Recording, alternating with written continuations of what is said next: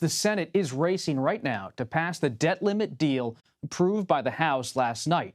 Majority Leader Chuck Schumer warned against some senators pushing to change the agreement, saying there's no reason to bring this process down to the wire.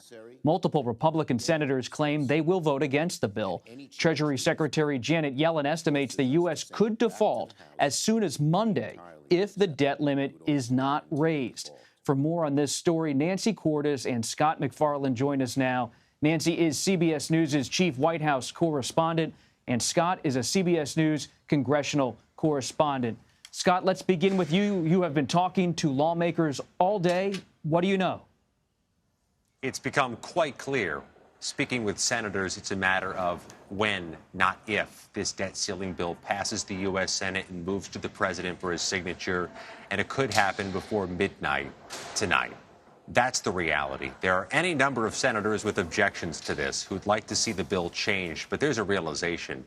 There's not the time nor the political bandwidth to make changes, get it back to the House, then get it to the president. That reality is sunk in, and even the biggest critics of this bill are saying as much. They know they can't amend it, even though they'd like to. Take a listen to a few Republicans and one Democrat who are seeking changes to the compromise. Does anybody seem like they might hold this up past Monday or to Monday? Any of your colleagues who might tie this up? It really is all dependent on whether Democrats will allow amendments. If they allow amendments, I think it'll all come together. What do you make of the amendments to the debt ceiling? I'm for that, and I've got one of them that's going to get scheduled unless the whole thing would blow up. So I think we got to start doing this, because if we don't, we're going to have this repeat itself. They'll announce the process at some point, and, hopefully my amendment is on there. If not, I'm going to go to the floor and try to get it added in. So what kind of changes would senators like to make, Bob? Senator Kaine, for example, the Democrat from Virginia, wants that Mountain Valley Pipeline expansion or acceleration pulled out of the debt ceiling bill, saying it impacts his state and shouldn't be in there. The other senators, including Senators Paul and Braun, from whom you just heard, want to see larger spending cuts, far more significant than included in this compromise.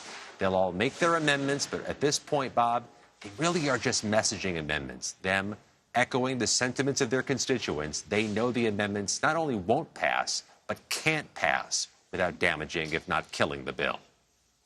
Senator Joe Manchin of West Virginia getting his fingerprints over the final product in the final days of legislation. Nancy, this sounds like a refrain during the Biden administration, during these big political moments. You have been speaking to one of many top Biden advisors, including Gene Sperling, one of the president's top economic advisors. Let's hear part of that. Of course, we expect different, a handful of senators to have major issues. But I think in the end of the day, people know that June 5th, which is Monday, is the date that we could be at risk of the first default in the history of our country.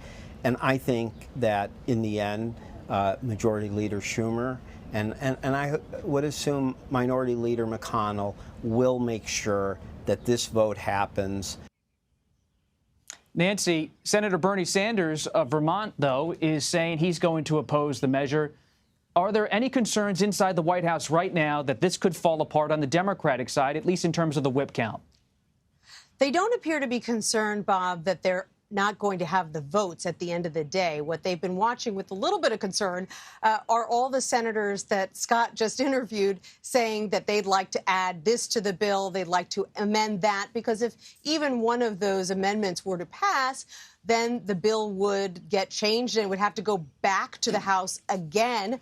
And a lot of those House members who voted for the bill last night, they've gotten out of town for the weekend. And as we know, time is of the essence. But there's another concern, which is that if senators don't get a vote on their pet amendments, that any single one of them could filibuster and hold up the process. And as you have pointed out, the deadline, the X date of June 5th is fast approaching. And so it's a delicate dance. Members of the president's staff have been reaching out all day, talking to various senators, trying to urge them to just wrap this up. And it still appears that they think that is what will happen at the end of the day, sooner rather than later. But we've seen hiccups before, and so they're not taking anything for granted.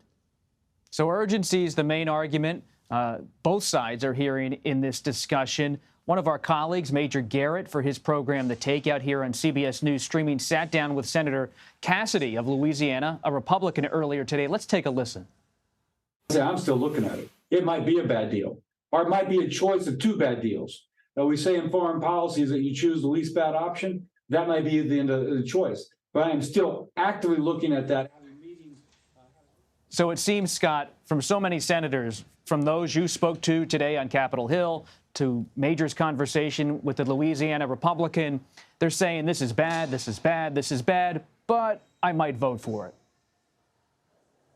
Of the criticisms we've heard, and we've heard quite a bit, Bob, over the past few weeks about this compromise or the negotiations themselves, the most spirited, potentially the most unbridled criticism came from Lindsey Graham, who's concerned about the spending levels for the military that he says are being locked in by this deal, leaving, he says, ill-equipped the war effort in Ukraine and other U.S. military priorities. Senator Cassidy seems to be echoing that there's concern about defense spending here. There is just this finite amount of leverage senators have before the final passage vote to maybe utilize their objections to try to get some type of informal agreement to revisit that later, to maybe look back at military spending levels at a future date outside of this bill, because June 5th, circled in red, metaphorically and literally, is right there. And we brought to other Republican senators this idea that maybe there still will be a parliamentary procedure employed to make changes happen, maybe force it back to the House quickly. And Senator Josh Hawley of Missouri, who's very much against this bill, says, nah, this thing's likely to get voted on tonight or tomorrow. Seems like a done deal. Nancy, we all follow the White House pool report by the minute. These are the summaries of the president's movements, his motorcade, where he is, what he's doing. An unusual one came across the wire earlier this afternoon, that President Biden fell. What's the White House's latest update on the president falling down during a commencement ceremony? What they have said to us multiple times at this point, Bob, is that he's fine. He's fine. He's fine. He's doing OK. In fact, the president himself jogged away from that fall as if to say no harm done. He was standing on the stage at the U.S. Air Force Academy's commencement. He'd actually been on stage for a couple of hours. You see him there tripping and falling down as he was walking back to his seat after shaking the hands of about 900 Air Force graduates, the class of 2023. A U.S. Air Force official, a couple members of his Secret Service rushed to help him up, and you saw him point at something on the stage. What we were told later by Ben LeBold, his communications director, is that there was a sandbag on the stage. We were able to see it on the video that he may have tripped over. He didn't answer reporters' questions about it. This is obviously not the first time that he or any other president has been seen tripping or falling on camera. That's one of the downsides of being followed by cameras everywhere you go. In the case of this president, he is 80 years old, and Republicans have sought to make his age an issue in this election.